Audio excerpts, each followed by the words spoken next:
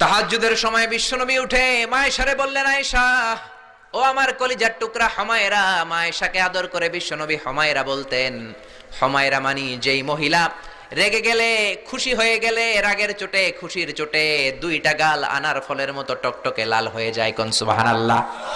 মায়েশা রেগে গেলে গালগুলো লাল হয়ে যেত, গাল দুইটা টকটকে লাল আকার ধারণ করতো। বিশ্বনবী তাকে হুমায়রা বলতেন, হুমায়রা মদিনাতে কেউ জেগে নাই, চলো না আমরা দৌড় দৌড় খেলি। মায়েশা মহা খুশি, কারণ সব বিবিরাই চায় স্বামীরা একটু রোমান্টিক হোক। কোন ঠিক কিনা? সব বিবিরাই চাক স্বামী আমার দিকে স্পেশাল নজর দেখ।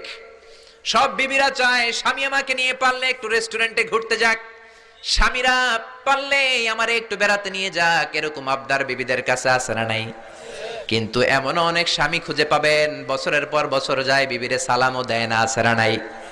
খিটখিটে মেজাজ, মেজাজ দেখায়, ধমক দেয়, আবার যৌতুকের জন্য পিটায়। আছে না নাই? জোরে বলেন, আছে না নাই? শয়তান দিল যৌতুক, কোরআন দিয়েছে মোহর। আমরা এখন মোহর ছেড়ে দিয়ে যৌতুকের পেছনে হাঁটি। জোরে বলেন ঠিক কিনা?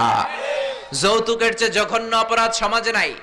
কুকুরের গোশত খাওয়া যত গুনাহ, যৌতুক তার চেয়েও বেশি গুনাহ। ঠিক কিনা?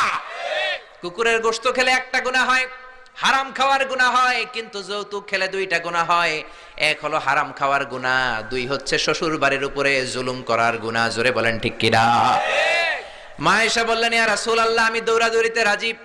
বিশ্বনবী বললেন, লেটস স্টার্ট দ্য কম্পিটিশন, চলো কম্পিটিশন শুরু করে। ওই যে মদিনার মসজিদের পাশে বড় একটা পিলার দেখা যায়, ওই পিলারের মধ্যে কে যে আগে ধরতে পারে রে আয়েশা, চলো আমরা দৌড় দেই। বিশ্বনবী বললেন, ওয়াহিদ ইসনাইনি তালাতা, 1 2 3 লেটস গো, চলো দেই দৌড়। বিশ্বনবী অপেক্ষাকৃত মোটা ছিলেন, মায়েশা চিকন ছিলেন। মায়েশা দৌড় দিলেন, বিশ্বনবীকে পেছনে ফেলে ওই পিলার ধরে মায়েশা ফাস্ট হয়ে গেলেন। কোন সুবহানাল্লাহ। মায়েশা মহা খুশি, খিলখিলিয়ে হাসছেন। বিশ্বনবী মুচকি হাসতেন। আমার নবী কখনো খিলখিলিয়ে হাসেন নাই। আমার নবী সব সময় মুচকি হাসতেন। মুচকি হাসলে বিশ্বনবীর ঠোঁটও দেখা যেত, হালকা একটু দাঁতও দেখা যেত। পরে আল্লাহু আকবার। সব সময় তিনি তাবাসসুম পছন্দ করতেন। বিশ্বনবী বললেন, ঠিক আছে, আনতিল ফাইজা, তুমি বিজয়ী হয়েছ। তার ঠিক 6 বছরের পরের ঘটনা।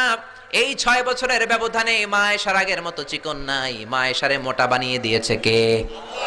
আবার 6 বছরের পরে বিশ্বনবী তাহাজ্জুদের সময় উঠলেন, মায়েশারে ডেকে বললেন, আয়েশা মদিনার কোন লোক জেগে নাই, সবাই ঘুমিয়ে আছে, চলো আজকে রাতেও দৌড় দৌড় খেলি। মায়েশা বললেন, আমি রাজি, চলেন শুরু করে দেই। বিশ্বনবী আবার ওই জায়গায় যেয়ে দাঁড়ালেন, বললেন, ওই যে মসজিদে নববীর পিলার দেখা যায়, কে কার আগে পিলার ধরতে পারে? রেডি, আমরা শুরু করে দেই। 1 2 3 স্টার্ট, গো। বিশ্বনবীও দৌড়, মায়েশাও দৌড়, জনমের দৌড়, আইজও দৌড়, কাইলও দৌড়। কে কারে হারাতে পারে? বিশ্বনবী আগের মতোই আছেন, কিন্তু মায়েশারে মোটা বানিয়ে দিয়েছে কে? এবার আর বিশ্বনবী চান্স দেন নাই মায়েশারে। বিশ্বনবী ওই দিন আসলে ইচ্ছা করে হারেন নাই, মায়েশারে জিতানোর জন্য দেরিতে গিয়েছেন। কোন ঠিক কিনা? আমার নবী যদি শক্তি দিয়ে দৌড়ায়, নবীর সাথে কেউ দৌড়ে